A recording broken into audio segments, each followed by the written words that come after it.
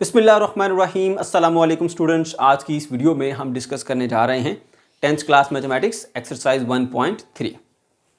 बच्चों, आप जानते हैं इस एक्सरसाइज के अंदर 5 डिफरेंट टाइप्स ऑफ इक्वेशन हैं। टाइप 1, टाइप 2 और टाइप 3 को हम इससे प्रीवियस वीडियोस में डिस्कस कर चुके हैं। आज हम टाइप 4 की इक्वेशंस को सॉल्व करना सीखेंगे, जिनका नाम है जी एक्सपोनेंशियल इक्वेशंस का। ठीक है बच्चों, तो जो मेन आइडिया है इस एक्सरसाइज का वही एक फॉलो होता हुआ आ रहा है कि हमने सिर्फ क्वाड्रेटिक इक्वेशन को सॉल्व करने के तरीके सीखे हैं, और अगर हमें कोई और टाइप ऑफ इक्वेशन दी जाएगी तो हम उसको तब्दील करके उसकी एक शक्ल बनाएंगे क्वाड्रेटिक जैसी, यानी उसको क्वाड्रेटिक फॉर्म में लेकर आएंगे और उसके बाद फिर उसके ऊपर क्वाड्रेटिक इक्वेशन को सॉल्व करने के जो मेथड्स हैं वो हम इस्तेमाल करेंगे, और इस्तेमाल करने के बाद हम उसको सॉल्व करेंगे। ठीक है बच्चों, तो सबसे पहले ये देख लेते हैं भाई ये एक्सपोनेंशियल क्या होता है, एक्सपोनेंशियल इक्वेशन क्या होती है। ज़रा थोड़ा सा आपको एक आम इक्वेशन में और एक्सपोनेंशियल में फ़र्क भी बताऊंगा। ठीक है, पहले आइडिया लेते हैं एक्सपोनेंट का। एक्सपोनेंट क्या है? अगर मैं यहाँ पर लिख देता हूँ भाई एक्स की पावर वाई, ठीक है बच्चों, तो इसमें ये जो हमारे पास ये है ना एक्स, इसको बोलते हैं बेस, ठीक है, और ये जो इसकी पावर है वाई, इसको बोलते हैं एक्सपोनेंट। ठीक है बच्चों, ओके। एक्सपोनेंशियल इक्वेशन कौन सी होती है? एक्सपोनेंशियल इक्वेशन ऐसी इक्वेशन होती है कि जिसके एक्सपोनेंट के अंदर हमारे पास वेरिएबल आ जाए। वेरिएबल ये जो हम यूज़ करते हैं ना ABC के A, B, C या X, Y, Z, ठीक है, ये हम यूज़ करते हैं। ये जो अल्फ़ाबेट होते हैं इसके ABC के, ठीक है, वो हम यूज़ करते हैं। ठीक है, ये वेरिएबल्स को डिनोट कर रहे होते हैं। तो जब भी कभी जो वेरिएबल है वो पावर में आ जाएगा, एक्सपोनेंट में आ जाएगा, तो उस इक्वेशन को आप एक्सपोनेंशियल इक्वेशन कहेंगे। यहां पे हमारे पास इस तरह के 3 क्वेश्चन मौजूद हैं आपकी इस एक्सरसाइज के अंदर। तीनों की पहचान करना मैं आपको सिखा देता हूं। अब देखो, ये 4 मल्टीप्लाई बाय 2 की पावर 2x + 1 लिखा हुआ है। अब ये 2 क्या है जी? हमारे पास बेस है, और ये उसकी क्या है? एक्सपोनेंट है या पावर कह लें इसको आप। ठीक है, तो एक्सपोनेंट के अंदर आ गया ना वेरिएबल, तो इसको हम क्या बोलेंगे? ये एक्सपोनेंशियल इक्वेशन है। इसी तरह से नीचे वाली देखिए, ये 3 क्या है? बेस है, उसकी पावर या उसका एक्सपोनेंट क्या है? 2x + 2। तो एक्सपोनेंट के अंदर 2 आ गया, ठीक है, सॉरी x आ गया, तो x इज अ वेरिएबल जो कि एक्सपोनेंट के अंदर आ गया, तो इसको भी बोलेंगे ये एक्सपोनेंशियल इक्वेशन है। समझ गए? तीसरा क्वेश्चन देखिए, ये 2 यहां पर बेस है और उसकी पावर क्या है जी? x, या उसका एक्सपोनेंट क्या है? x। तो एक्सपोनेंट के अंदर अगर वेरिएबल आ जाएगा तो बच्चों ये कहलाएगी एक्सपोनेंशियल इक्वेशन। तो थोड़ा सा सिंपल सा आपको आइडिया इस लेवल पे दिया गया है, वो आपको मैंने निशानी बता दी कि किस तरह से आप टाइप 4 को यानी एक्सपोनेंशियल इक्वेशन को कैसे आप आइडेंटिफाई करेंगे कि आपके पास पावर में वेरिएबल आ जाएगा। पावर में वेरिएबल, पावर में वेरिएबल, पावर में वेरिएबल, यहां भी देख सकते हैं, यहां भी देख सकते हैं, यहां भी देख सकते हैं। ओके, तो ऐसे इक्वेशन को हम क्या बोलते हैं? Exponential equation. ओके, अब बच्चों एक्सपोनेंशियल इक्वेशन को हम कैसे सॉल्व करते हैं वो भी हम देखेंगे, लेकिन इससे पहले कुछ बेसिक आइडियाज, कुछ बेसिक जो हमारे पास फार्मूला है उनको रिवाइज कर लेते हैं, जो कि आपने इससे प्रीवियस क्लास में पढ़े हैं, ताकि आप आसानी से उनको इस्तेमाल करने के काबिल हो जाएं। अब अगर मैं यहां पे लिखता हूं x⁴ a multiply by x⁴ b। अब सबको पता होगा कि ये बेस है और ये एक्सपोनेंट, बेस और एक्सपोनेंट। अगर 2 नंबर है जिनकी बेसिस सेम है और वो मल्टीप्लाई हो रहे हैं, तो आप क्या करते हैं? उनकी बेस 1 बना देते हैं, पावर्स को आप ऐड कर देते हैं, a + b। अब आप यहां पर इसी का रिवर्स इस्तेमाल करेंगे। ये देखो, गौर से सुनो, जैसे x की पावर अगर 2 है ना, मल्टीप्लाई बाय x की पावर 2, तो आप क्या लिखते हो? x की पावर 4 लिख देते हो। कैसे आया x की पावर 4? ये जो 4 है ना, 4, ये 2 + 2 से 4 बना। तो अब आपने इसका रिवर्स लेके चलना है, यानी लेट्स सपोज अगर आपके पास ये दिया हुआ x की पावर a + b, तो आप फौरन समझ जाएंगे कि अगर 2 पावर ऐड हो, यहां पर मल्टीप्लिकेशन है ना, ये दोनों बेसिस मल्टीप्लाई हो रही है, तो 1 बना के पावर को ऐड किया। अब इसका रिवर्स, अगर पावर ऐड हो रही है तो बेसिस सेपरेट करके मल्टीप्लाई करेंगे। तो इसका मतलब होगा x की power a multiply by x की पावर b। ये देखो, ये वाली साइड इधर आ गई, ये वाली साइड इधर आ गई, तो इसके अंदर कोई मुश्किल चीज नहीं है। बात समझ गए? बस ये जो कंसेप्ट है वो आपने याद रखना है।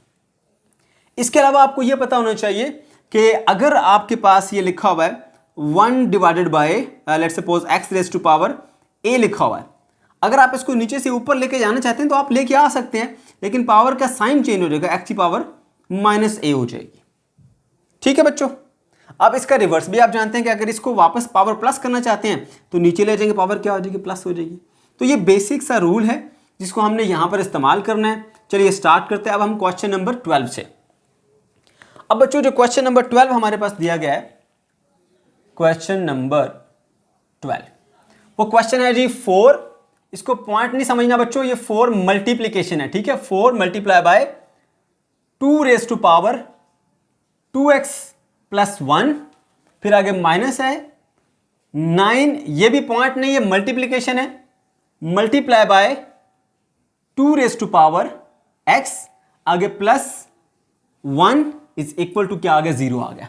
ठीक है, तो यहां पर ये जो पॉइंट पड़ा ये मल्टीप्लीकेशन को रिप्रेजेंट कर रहा है। ये इसको पॉइंट नहीं समझना, आपने मल्टीप्लीकेशन समझना है।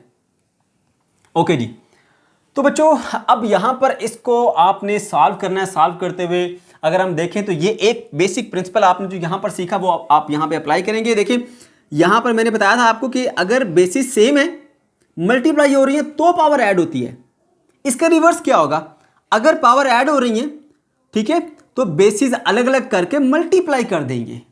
तो मैं इसके लिए यहां पर ऐसा करूंगा, 4 मल्टीप्लाई बाय 2 की पावर 2x, ये 2 यहां पर बेस है और ये क्या है इसका 2x प्लस 1 इसका एक्सपोनेंट है। ये एक पावर है इसकी और ये दूसरी पावर है। इस पावर के साथ इसको यहां लिखा, फिर यहां मल्टीप्लीकेशन का साइन आएगा, फिर 2 की पावर 1। ये वाला प्रिंसिपल मैंने यहां पर इस्तेमाल कर लिया, ये वाला, कि अब अगर पावर्स ऐड हो रही हैं तो बेसिस अलग अलग करके मल्टीप्लाई कर देंगे। पावर्स ऐड हो रही हैं तो बेसिस अलग अलग करके मल्टीप्लाई कर देंगे। तो ये देख लो बच्चों, ये दोनों पावर्स ऐड हो रही हैं, 2x और प्लस का 1 है, तो बेसिस अलग अलग की, बेस क्या है 2, अलग अलग कर दिया और उनको मल्टीप्लाई कर दिया। समझ गए हो?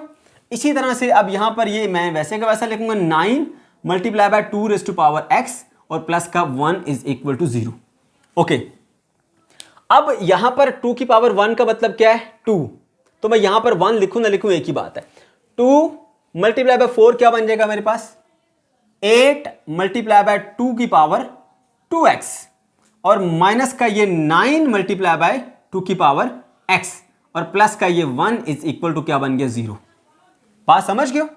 अच्छा, अब बच्चों गौर से देखो जरा, ये जो टर्म है ये लिखी हुई है 2 की पावर x और ये क्या लिखी हुई है 2 की पावर 2x। अगर मैं इसकी जगह पे y पुट कर दूं तो ये y का स्क्वायर बन जाएगा।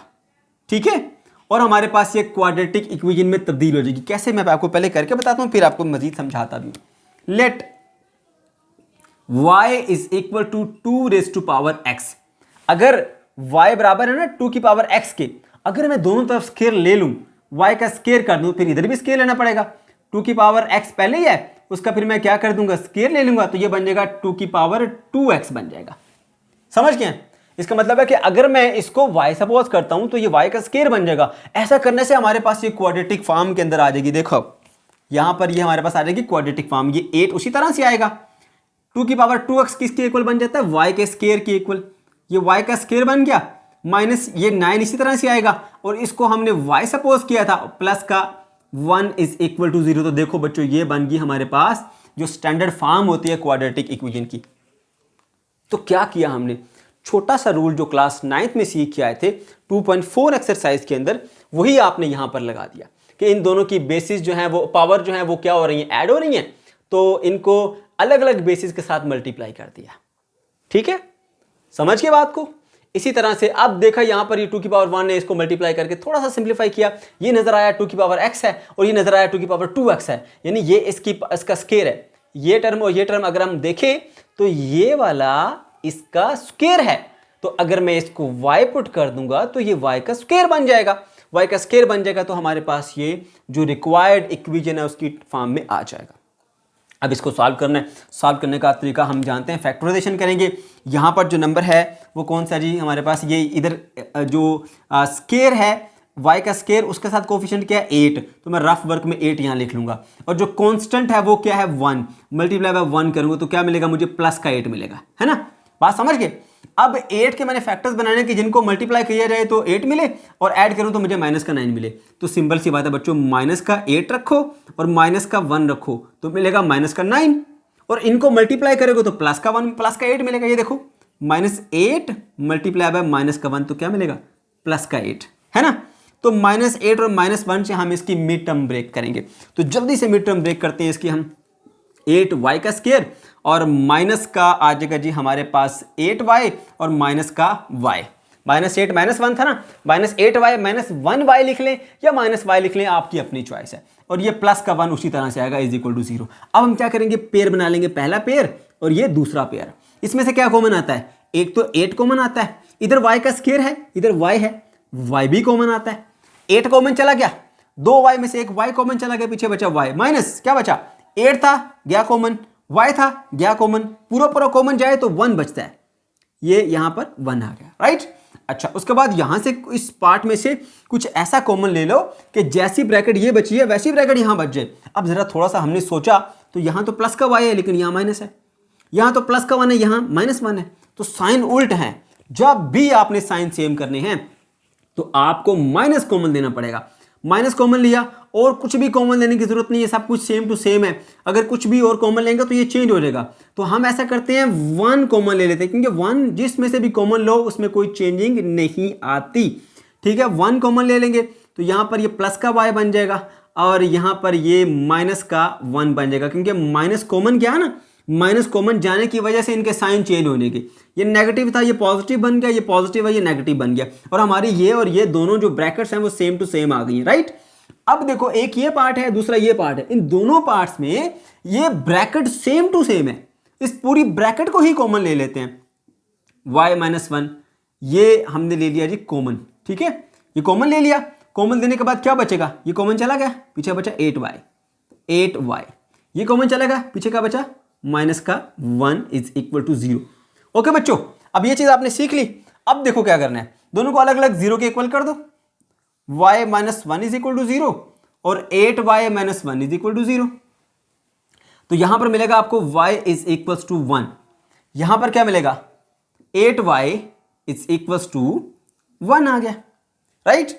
अच्छा, अब क्या करेंगे जी, यहां पर y की वैल्यू कैसे मिलेगी आपको, 1 डिवाइडेड बाई 8, यहां पर y की वैल्यू क्या मिल गई आपको 1, ये दो वैल्यूज आपको मिल गई y की। ओके बच्चों, अब हमने एक सब्स्टिट्यूशन की थी इसके अंदर अपनी आसानी के लिए, ताकि ये क्वाड्रेटिक फॉर्म में आ जाए और हम इसको सिंप्लीफाई करके सॉल्व कर पाएं। वो क्या था, वो हमने लेट किया, क्या लेट किया, 2 की पावर x की जगह क्या पुट किया था y। अब हमने इसको सिंप्लीफाई कर लिया, आसान कर लिया, आसान बना लिया, लेकिन अब हमें क्या करना है, इसको बैकवर्ड सब्स्टिट्यूशन करना है। क्योंकि मैं बता चुका हूं, पहले भी बार बार बताता हूं कि अपनी आसानी के लिए कोई भी आप घर के अंदर टूल इस्तेमाल करते हैं तो इस्तेमाल करने के बाद उससे फायदा लेने के बाद वापस रख के भी आना होता है। तो ऐसे ही आपने खुद से y लेट करके इसको सिंप्लीफाई किया, आसान बनाया, उससे फायदा लिया, सिंप्लीफाई कर लिया। अब जब सिंप्लीफाई हो गया तो वापस रख कर भी आना पड़ेगा इसको, समझ गए। तो हम क्या करेंगे, इसकी बैकवर्ड सब्स्टिट्यूशन करेंगे। ओके, इसको बोलते हैं बैकवर्ड सब्स्टिट्यूशन। सब्स्टिट्यूशन कहते हैं कि इसकी जगह जो हमने रिप्लेस कर दिया कोई और चीज, 2 की पावर x की जगह y पुट कर दिया था, तो ये हमने सब्स्टिट्यूट किया, इसका सब्स्टिट्यूशन की। अब वापस इसका रिवर्स करना, बैकवर्ड सब्स्टिट्यूशन। तो मेरे पास जो वैल्यू है एक, y की वैल्यू है 1, y इज इक्वल टू क्या आ गया 1। ओके, तो हमने किसके इक्वल रखा था y को, 2 की पावर x के, यहां पर पुट करेंगे 2 की power x is equal to क्या बनता है y 1, सॉरी। अब देखो बच्चों, मुझे वैल्यू फाइंड करनी है x की, और x पाया जा रहा है पावर के अंदर। तो जब भी x पावर में पाया जाएगा तो फिर हमें क्या करना पड़ेगा, उसके लिए फिर ऐसा करना पड़ेगा, आप x की वैल्यू उस वक्त तक नहीं मालूम कर पाएंगे कि जब तक आप इसकी बेस जो है वो इसके जैसी ना बने। मतलब एक आसानी से आप उस तरह फाइंड नहीं कर पाएंगे जब तक आप इसकी बेस और इसकी बेस सेम नहीं करते। तो मैंने मैथ का एक रूल यूज किया कि किसी भी चीज की पावर अगर 0 हो तो वो 1 के इक्वल होती है। यानी अगर मैं लिखता हूं जी x की पावर 0 1, ठीक है, y की पावर 0 1, 3 की पावर 0 1, 2 की पावर 0 1, 1 की पावर 0 1, किसी भी चीज की पावर अगर 0 हो तो किसके इक्वल होती है 1 के। लेकिन मैं x की वैल्यू आसानी से तब निकालूंगा अगर इसकी बेस भी क्या हो जाए 2। जब मैं जानता हूं कि किसी भी चीज की पावर 0 हो तो वो 1 के इक्वल होती है, तो फिर इसलिए मैं ऐसा करूंगा, मैं जानबूझ के इसके अंदर लिख दूंगा 2 की पावर 0, क्योंकि 2 की पावर 0 भी तो 1 के इक्वल होता है ना, किसी चीज की पावर भी 0 हो 1 के इक्वल होती है। अब देखो, ये साइड इस साइड के इक्वल है, इन दोनों की बेसिस भी इक्वल है, तो फिर ये जरूरी है कि इनकी पावर भी इक्वल होंगी। x इज इक्वल टू क्या होगा 0, ये आपका आंसर आ गया, बात समझ गए।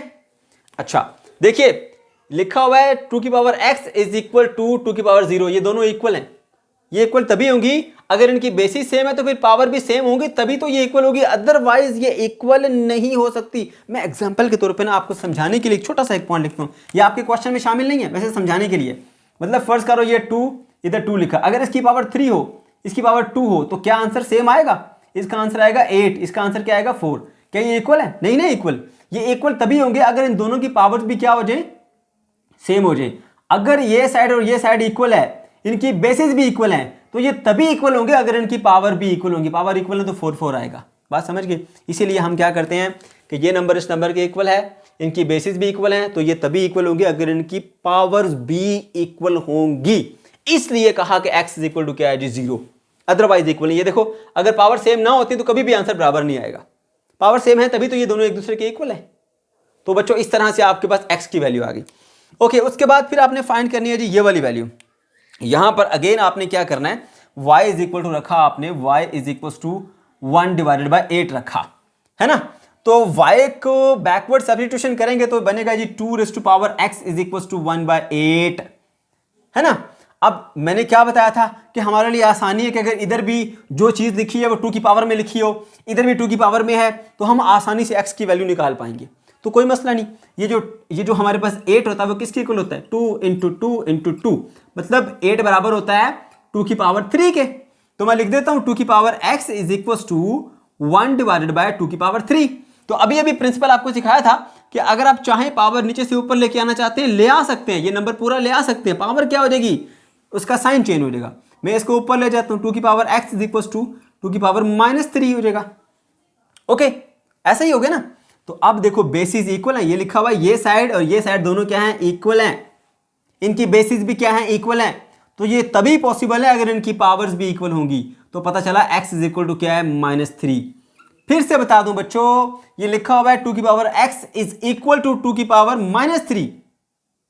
इसकी बेस और इसकी बेस भी इक्वल है, तो ऐसा मुमकिन ही नहीं है कि अगर ये दोनों डिफरेंट हो तो ये दोनों आंसर सेम दे। तो हम ये कहते हैं अगर ये साइड और ये साइड इक्वल लिखी हुई हैं, इनकी बेसिस देखने में भी इक्वल हैं, तो फिर पावर भी लाजमी इक्वल होंगी। ठीक है, तो x की वैल्यू क्या आ गई आपके पास, -3। ओके, तो इस तरह से जो सॉल्यूशन सेट बनेगा वो बनेगा x is equal to -3 and x is equal to 0। तो ये दो आपके पास इसके आंसर्स आ गए। क्वेश्चन नंबर 13 पे आ जाए।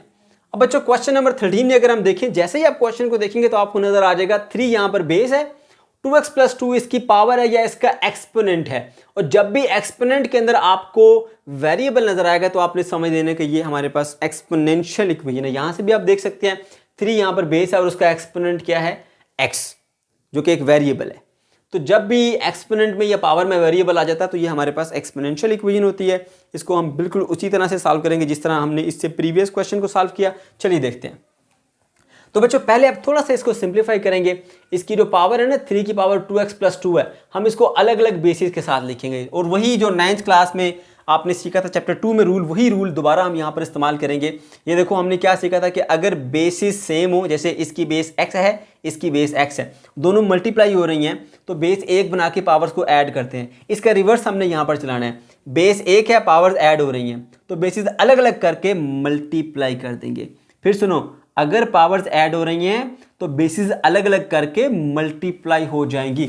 यहां पर पावर्स ऐड हो रही हैं तो बेसिस अलग अलग करके आप मल्टीप्लाई कर देंगे। तो ये हो जाएगा हमारे पास 3 की पावर 2x और मल्टीप्लाई बाय 3 की पावर 2। देखो 3 बेस थी ना, इसकी बेस अलग बना दी, इसकी बेस अलग बना दी, तो हमने इसको क्या किया, दोनों को मल्टीप्लाई कर दिया इस रूल के मुताबिक। ओके, और यहां पर क्या है जी, हमारे पास 12 है, ये पॉइंट नहीं है, मल्टीप्लीकेशन होता है, तो 3 की पावर x लिख देंगे और -3। अब 3 की पावर 2 का मतलब क्या है, 9। ठीक है ना, तो मैं इसको यूं लिख देता हूं जी, 9 मल्टीप्लाई बाय 3 की पावर 2x, राइट। और इधर लिख दिया है 12 मल्टीप्लाई बाय 3 की पावर x और -3। इन सबको इधर ले आता हूं तो ये बन जाएगा जी 9 multiply by 3 raise to power 2x, और ये इधर आके हो जाएगा जी -12 मल्टीप्लाई बाय 3 की पावर x, और ये इधर आके हो जाएगा +3 इज इक्वल टू 0। अब मैं जैसे ही इस क्वेश्चन को थोड़ा गौर से देखूंगा तो मुझे जो ये वाले पार्ट नजर आ रहे हैं ना, ये वाले 3 की पावर x लिखा हुआ है और ये 3 की पावर 2x हो है, तो ये वाला जो है वो बेसिकली इसका स्क्वायर है, ये टर्म इस टर्म का स्क्वायर है। कैसे, अब जरा देखना, अगर 3 की पावर x लिखा हुआ ना, इसका मैं स्क्वायर लेता हूं तो मुझे क्या मिलेगा, ये मिलेगा 3 की पावर 2x।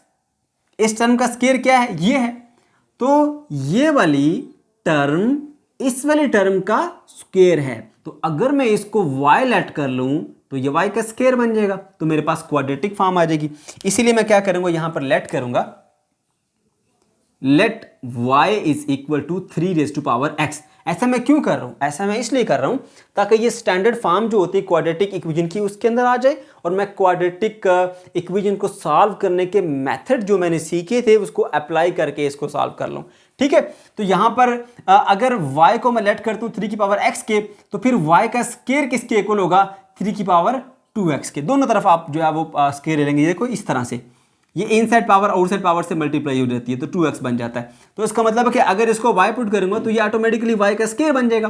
तो मेरे पास जो एक क्वाड्रेटिक इक्वेशन बनेगी वो यूं बनेगी, 9y का स्क्वायर, ये y का स्क्वायर बन जाएगा, माइनस ये 12 और ये इसकी जगह आपने y पुट किया है, प्लस का 3 इज इक्वल टू 0। तो बच्चों ये है सब्स्टिट्यूशन, ये हमने रिप्लेस किया इसकी जगह पर किसको, y को, इसकी जगह पे सॉरी, और इसको y के स्क्वायर से।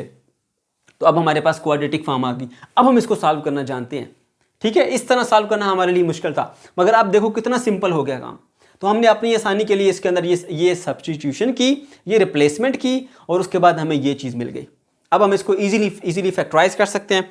फैक्टराइज करने के लिए क्या करेंगे, हम देखो रफ वर्क में हम क्या करते हैं, यहाँ पर जो है वो कॉन्स्टेंट टर्म क्या है, 3, तो यहाँ पर मैंने 3 लिख लिया, और जो वेरिएबल के स्क्वायर का कोफिशिएंट है, वेरिएबल का स्क्वायर ये है, कोफिशिएंट क्या है 9, तो 9 को इससे मल्टीप्लाई करेंगे तो मुझे मिलेगा 27, और 27 क्या पॉजिटिव।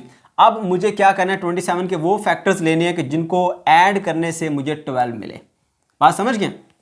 ओके, तो देखो बच्चों, अगर मैं 9 मल्टीप्लाई बाय 3 करता हूं तो मुझे क्या मिलता है 27, और 9 प्लस 3 करता हूं तो क्या मिलेगा 12 मिलेगा। ओके, तो यहां से मुझे आइडिया मिल गया, हिंट मिल गया कि मैं कौन कौन सी टर्म से मिड टर्म को ब्रेक कर सकता हूं, वो 9 और 3 है। अब मैंने क्वेश्चन की सिचुएशन के मुताबिक देखना, यहां पे क्या लिखा हुआ है माइनस का 12, तो देखो अगर ये -9 हो जाए और ये -3 हो जाए तो क्या बन जाएगा, -12 मिल जाएगा। और -9 को अगर मैं मल्टीप्लाई कर दूंगा -3 से तो फिर मुझे क्या मिलेगा, प्लस का 27 में मिल जाएगा। तो मेरी रिक्वायरमेंट पूरी हो गई। मैं इसको ब्रेक करूंगा -9 और -3 के साथ।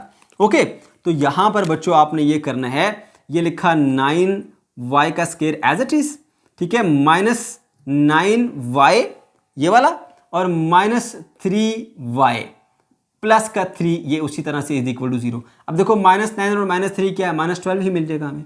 अब क्या करना है, दो पार्ट्स में इसको ब्रेक करना है, एक ये वाला पार्ट पेयर और एक ये वाला पेयर, ये दो पेयर हो गए। ठीक है, इस पेयर में से कुछ कॉमन लेना है, 9 है, दोनों के अंदर 9 कॉमन आ जाएगा, इधर y का स्क्वायर है, इधर y है, y भी कॉमन आ जाएगा, पीछे क्या रह जाएगा 9 कॉमन चला गया, y के स्क्वायर में से एक y कॉमन चला गया, एक y पीछे रह गया, और ये -9 भी कॉमन चला गया, y भी कॉमन चला गया, पूरा पूरा कॉमन जाएगा तो यहाँ पर 1 आएगा। अब इस पार्ट में से कुछ ऐसा कॉमन लेना है कि कॉमन लेने के बाद जो ब्रैकेट बचे बिल्कुल सेम टू सेम ऐसे ही बचनी चाहिए। यहाँ पर देखा y पॉजिटिव है, ये दूसरी टर्म नेगेटिव है, इधर तो ऑपोजिट है, y वाली टर्म नेगेटिव है, दूसरी टर्म पॉजिटिव है, तो साइन चेंज करने पड़ेंगे। जब भी साइन चेंज करने हैं तो माइनस तो पक्का कॉमन आएगा। ठीक है, 3 दोनों में है तो 3 भी कॉमन चला जाएगा। ठीक है, अब माइनस कॉमन चला गया ना, साइन रिवर्स हो जाते हैं, माइनस वाला प्लस हो जाएगा, प्लस वाला माइनस हो जाएगा। 3 कॉमन चला गया, सिर्फ y रह गया प्लस का, ये यहाँ पर प्लस का साइन था, अब माइनस आएगा। 3 था, कॉमन चला गया तो क्या आएगा 1 आएगा, इज इक्वल टू 0। समझ गए?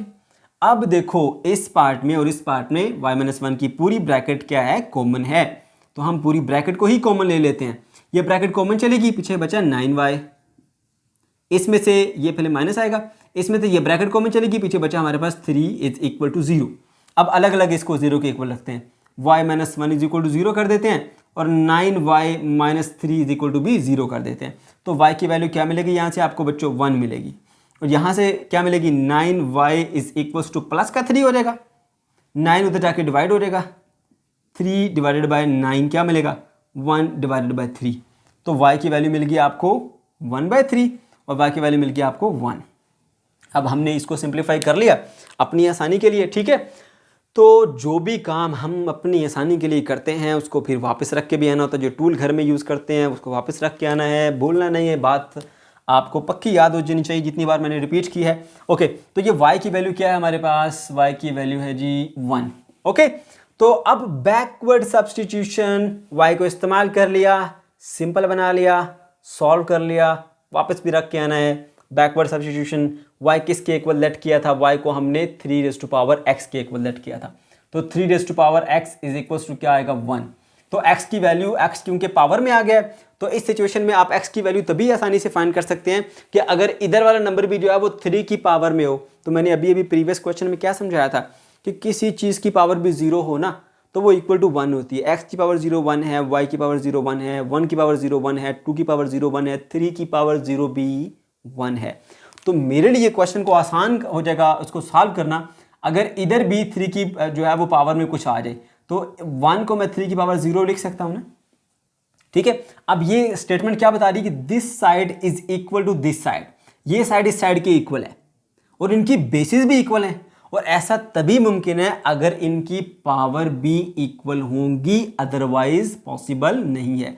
फिर देखो ये वाली साइड और ये वाली साइड दोनों क्या कह रहे हैं कि ये साइड के इक्वल है, ठीक है। अगर दो नंबर इक्वल आ रही हैं, उनकी बेसिस भी इक्वल आ रही हैं, तो वो तभी इक्वल होंगे अगर उनकी पावर भी इक्वल हो, अदरवाइज नहीं हो सकते। तो इसका मतलब ये है कि x इज इक्वल टू क्या हो जाएगा? 0। इनकी पावर्स को हम इक्वल कर देंगे, 0 इज इक्वल टू x। तो यहां से आपको x की वैल्यू मिल जाएगी। अच्छा, इसी तरह से फिर जो इसका नेक्स्ट पार्ट है उसमें क्या था हमारे पास? y की वैल्यू 1/3, ठीक है। y is equal to 1 divided by 3। तो y की बैकवर्ड सब्स्टिट्यूशन क्या करनी थी हमने? y की जगह वापस 3x पुट करना है। अब इधर तभी हम सॉल्व कर सकते हैं कि अगर इस साइड वाला आंसर जो है ये जो भी चीज़ लिखी है वो भी 3 की पावर में लिखी हो। तो यहाँ पे 3 की पावर कुछ भी नहीं तो मतलब 1 है ना। तो अगर मैं चाहूँ तो इसको ऊपर लेके जा सकता हूँ, लेकिन क्या होगा? सिर्फ पावर का साइन चेंज हो जाएगा। इधर 3 की पावर +1 है, ऊपर जाके 3 की पावर -1 हो जाएगी, बस इतना फर्क आएगा, है ना। अब देखो बेसिस सेम होगी। अब देखो ये वाली side left hand side right hand side लिखा हुआ है कि इक्वल है, ये लिखा हुआ है बीच में इक्वल है और इनकी बेसिस भी इक्वल है। तो फिर ये तभी मुमकिन है कि अगर इनकी पावर्स भी इक्वल हों, x इज इक्वल टू -1, ठीक है बच्चों। ये हमारे पास इस सेकंड का भी आंसर आ गया। तो इस तरह से जो हमारे पास सोल्यूशन सेट बनेगा x इज इक्वल टू वो -1 बनेगा और दूसरी वैल्यू क्या बनेगी हमारे पास? 0 बनेगी, ठीक है। अब फिर से बता दूं बच्चों, यहां से बहुत सारे स्टूडेंट को कन्फ्यूजन होती है, घबरा जाते हैं। ये कोई मुश्किल पॉइंट नहीं है, आपने याद रखना है कि ये स्टेटमेंट हमें बता रही है कि ये वाली साइड और ये वाली साइड इक्वल है, ठीक है। और दूसरी इंफॉर्मेशन हमें ये दे रही है कि इनकी बेसिस भी इक्वल हैं। तो दो नंबर इक्वल कह रहा है, उनकी बेसिस भी इक्वल कह रहे हैं। तो ऐसा मुमकिन उसी वक्त है कि अगर इनकी पावर्स भी इक्वल हों, इसकी पावर भी अगर -1 होगी तभी ये दोनों आंसर इक्वल होंगे, अदरवाइज इक्वल नहीं हो सकते, जैसा मैंने इससे प्रीवियस क्वेश्चन में आपको ग्रीन कलर मार्कर से साइड पे करके भी बताया था, ठीक है बच्चों। ओके, अब हम बढ़ते हैं इससे नेक्स्ट क्वेश्चन की तरफ। क्वेश्चन नंबर 14 पे आ जाए। अब बच्चों क्वेश्चन नंबर 14 को जरा गौर से देखें। यहाँ पे लिखा हुआ है 2x + 64 multiply by 2x -x -20 is equal to 0। तो जैसे ही आप देखेंगे कि 2 यहाँ पर बेस है और उसकी पावर में एक वेरिएबल यानी x आया हुआ है, यानी एक्सपोनेंट में क्या है? वेरिएबल मौजूद है। तो हम फौरन से इसकी शिनाख्त कर लेंगे कि ये हमारे पास एक्सपोनेंशियल इक्वेशन है। अब ये जो एक्सपोनेंशियल इक्वेशन है पिछली दोनों इक्वेशन से थोड़ी सी डिफरेंट वे में सॉल्व होगी। कैसे? आप जरा देखो। पहले मैं इसको थोड़ा सिंप्लीफाई करके लिखता हूँ। सिंप्लीफाई में क्या करूँगा? इसकी नेगेटिव पावर खत्म करूँगा। 2x है प्लस 64 है और ये पावर अगर नीचे ले जाऊँगा तो नीचे जाके पावर प्लस हो जाएगी, 2 की पावर +x हो जाएगी, ठीक है। और माइनस का 20 है, ठीक है, -20 इज इक्वल टू 0। आप चाहें तो 20 को इधर ले जाएं, प्लस का 20 हो जाएगा, कोई इशू नहीं है। इधर भी रखें तो कोई प्रॉब्लम नहीं है। तो आपने इससे जो प्रीवियस टाइप्स पढ़े उसमें आपने एक टाइप पढ़ी थी कि आपके पास कोई इक्वेशन जो इस फॉर्म में हो p(x), ठीक है, +1/p(x)